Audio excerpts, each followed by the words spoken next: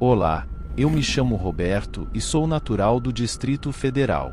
Atualmente, moro no estado do Paraná, mas há alguns anos atrás, morei em Luiz Eduardo Magalhães, no oeste da Bahia. Naquela época, eu trabalhava como motorista para uma empresa, transportando a produção agrícola para Salvador. Sou caminhoneiro desde muito novo, herdando a paixão pelo volante e pelas estradas com meu pai, que também é caminhoneiro.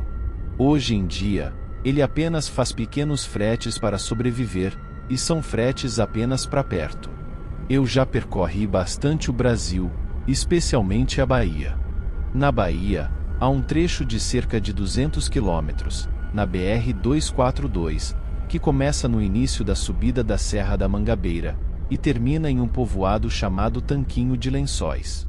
Nas madrugadas, aparecem alguns fenômenos que fazem as pernas tremerem, e os cabelos ficarem arrepiados. Eu mesmo já fui testemunha ocular desses eventos, e sinceramente, foram momentos apavorantes que me fizeram repensar minha vida e minhas escolhas. Em 2005, estava voltando com o caminhão vazio de Salvador, onde havia entregado um carregamento de soja. Por volta das 9 horas da noite, cheguei a um posto de combustível, chamado Carne Assada, que fica em um povoado com o mesmo nome, a cerca de 20 quilômetros da cidade de Ceabra. Estacionei o caminhão, tomei um banho e depois jantei. Ao invés de dormir para descansar, no pátio do posto, como era costumeiro, decidi seguir viagem por mais um tempo. Minha intenção era dormir em um posto que ficava 100 quilômetros à frente, logo depois da Serra da Mangabeira. Continuei minha viagem, e aquela era uma noite agradável, e apesar da rodovia ser de pista simples, o trânsito estava leve, e fluía normalmente, sem qualquer contratempo. Mesmo depois de dirigir o dia inteiro, não estava me sentindo cansado, nem com sono. Devia ser quase meia-noite, e o rádio do caminhão tocava algumas músicas muito boas, enquanto eu descia a Serra da Mangabeira. Foi quando, do nada, apareceu um carro de passeio atrás do meu caminhão. Estava com o farol alto, porém, não me ultrapassava, nem dava sinal de luz, apenas seguia o meu caminhão. Eu imaginava que fossem bandidos e que a tentativa de assalto era apenas questão de tempo, mas, assim, como surgiu do nada, o carro desapareceu. Meu pensamento, naquele momento, era porque eles desistiram do assalto e voltaram. Mas o que eu não esperava era que, de repente, o carro surgisse novamente. Só que desta vez, foi na minha frente. O carro estava andando devagar, e deu para ver os detalhes. Era um Opala preto, com a luz interna acesa, e dentro dele havia 5 pessoas, mas os ocupantes tinham uma aparência estranha. De repente, o carro acelerou e desceu a serra. Vi tudo, e rapidamente, sumiu da minha vista, e eu comecei a temer pela minha vida, pois aquela situação estava estranha demais. Porém, o pior aconteceu. No final da descida, já na parte plana, àquela altura dos acontecimentos, eu já estava até mais relaxado, quando avistei um veículo no sentido contrário. Para minha surpresa, era o mesmo carro preto, que veio em toda velocidade na contramão e se jogou contra o caminhão. Não tive tempo de fazer nada, nem frear ou desviar. Para minha surpresa, só ouvi um estrondo, e passei direto, como se fosse um holograma, ou algo assim. A impressão que tive foi que o carro passou por dentro do meu caminhão. Nesse momento, escutei risadas e gritos que vinham de dentro do carro. Eu fiquei apavorado. Mas, graças a Deus, pouco tempo depois, cheguei a um posto de combustível. Não planejava dormir, mas precisei ficar uns 15 minutos sentado, apenas respirando fundo, e tentando processar o que tinha acabado de acontecer comigo, há poucos minutos atrás. Então, desci do caminhão, caminhei um pouco no pátio para esticar as pernas, e depois acendi um cigarro, pois, naquela época, eu ainda fumava. No posto, encontrei alguns conhecidos, e falei com eles sobre o que aconteceu. Um amigo meu, que trabalha na mesma rota, me disse que também já havia visto o Opala, mas que foi apenas uma aparição rápida e inesperada, nada comparado ao susto que eu levei. Fiquei sabendo que, alguns anos atrás, 5 jovens estavam voltando de uma festa, e bateram de frente com um caminhão, morrendo todos na hora. Os corpos ficaram mutilados, e alguns quase irreconhecíveis. Foi um acidente terrível, e desde então, algumas pessoas relatam ter visto esse carro na rodovia, no trecho da Serra da Mangabeira. Passei a noite por lá, e na manhã seguinte, voltei para casa. Depois desse acontecimento, evitei passar pela serra, durante as madrugadas, mas, como empregado, às vezes era inevitável. Decidi me inscrever para a colheita de soja no ano seguinte. Estava descendo com o carro carregado em direção a Salvador. Naquela noite, comecei a subir a serra, após as 22 horas, pois na época, não havia restrição de horário para dirigir à noite. Como o caminhão estava pesado, não conseguia desenvolver uma grande velocidade. Então, no meio da subida, percebi uma mulher parada no acostamento, do lado direito. Ela não fez nenhum sinal para eu parar, apenas estava lá, imóvel, parecendo uma estátua macabra. Naquele momento, me arrepiei, e lembrei do Opala preto. Fiz o sinal da cruz, e continuei dirigindo, mas ouvi um barulho estranho, vindo da lateral da carroceria.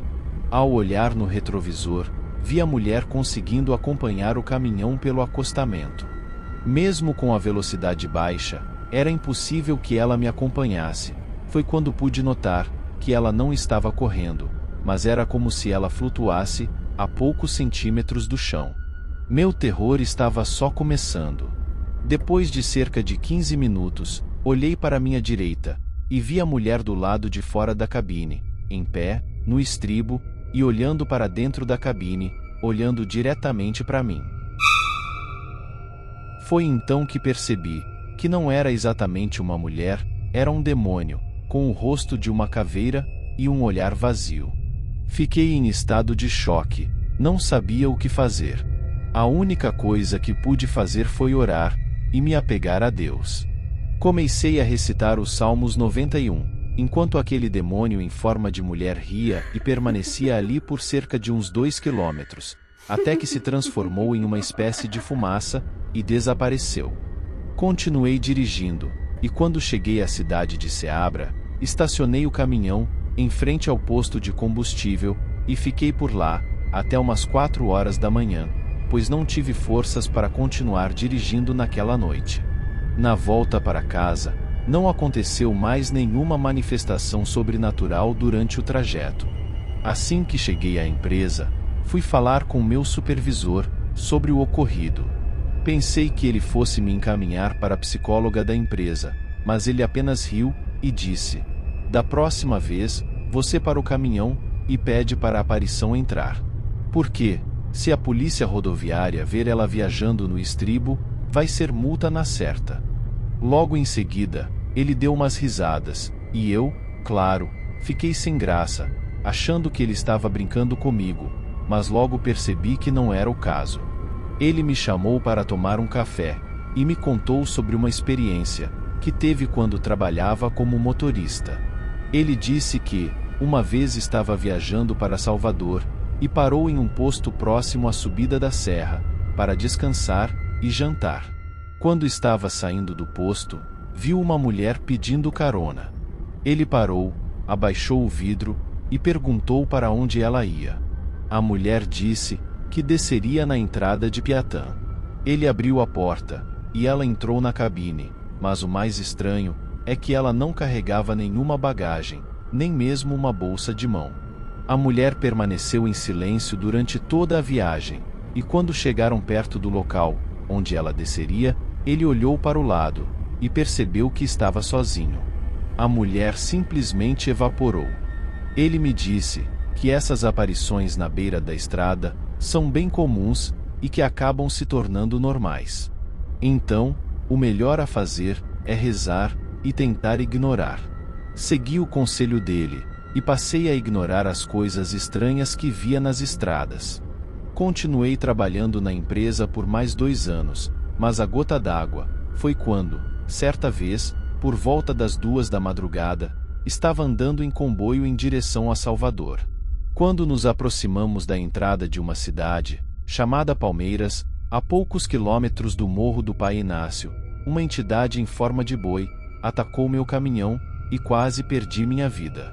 Eu era o último de 5 caminhões do comboio, quando de repente, um boi gigante saiu do acostamento e pulou na frente do caminhão e começou a correr na pista.